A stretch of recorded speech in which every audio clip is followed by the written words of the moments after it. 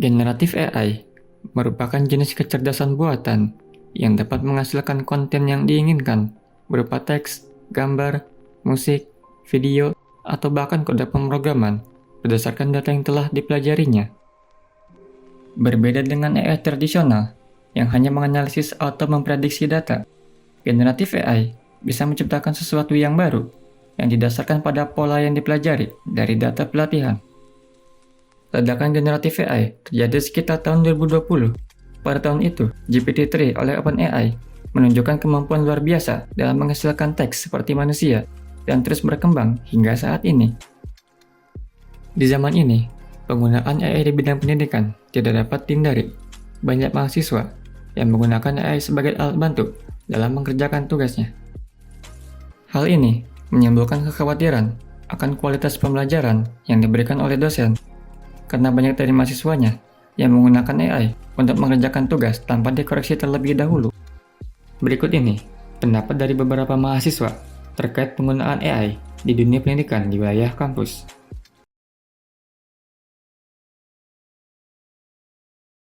Mungkin dari tahun 2022 itu pada saat ChatGPT dan seperti AI generatif yang mensintesis gambar itu saat sedang booming-boomingnya. Semenjak mungkin bisa dibilang belakangan ini, karena beberapa dari teman, tahu dari media sosial juga bagaimana cara AI bekerja dan sedikit terasa penasaran untuk mengetahui AI itu seperti apa.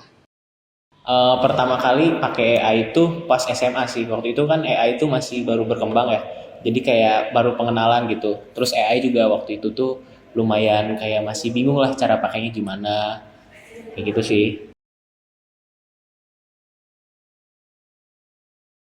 Dibilang sering sih cukup sering, namun saya tidak ketergantungan. Jadi saya menggunakan AI itu seperti untuk mencari materi, untuk memahami materi, ataupun mencari referensi. Seberapa sering ya?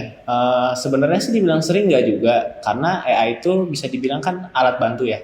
Alat bantu buat kita belajar gitu. Apalagi kalau kita nyari materi-materi yang emang susah dicari di Google gitu. AI itu kan biasanya langsung nyari gitu kan. Nah jadi AI itu semembantu itu tapi nggak sesering itu. Karena menurut saya pribadi AI itu kayak jangan terlalu menggunakan AI lah untuk pembelajaran gitu.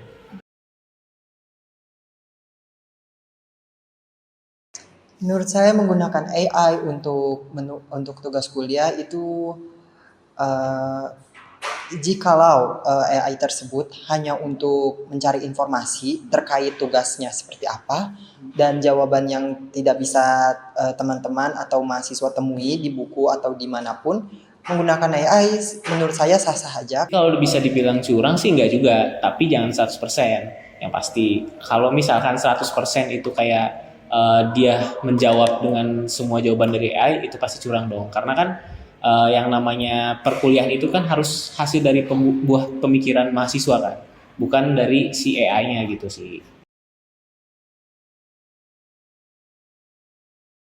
Kalau menurut saya itu tuh nggak adil ya yang pasti.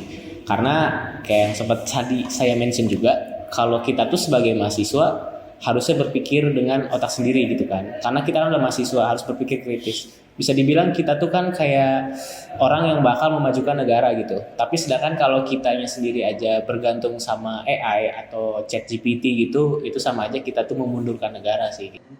Itu menurut saya tidak sah untuk mendapatkan gelar atas apa yang mereka pelajari selama bertahun-tahun, dan lebih sah ketika seseorang yang menurut saya tuh bisa mengulang-ulang matkul namun mereka berusaha secara gigih untuk mendapatkan nilai terbaik tanpa bantuan AI, dan itu bahkan lebih bagus dari itu semua.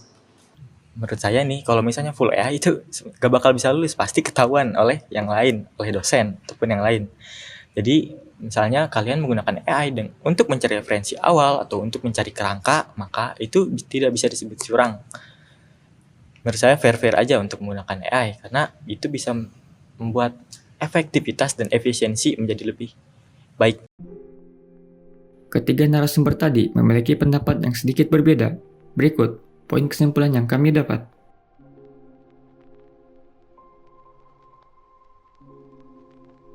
Terima kasih sudah menonton.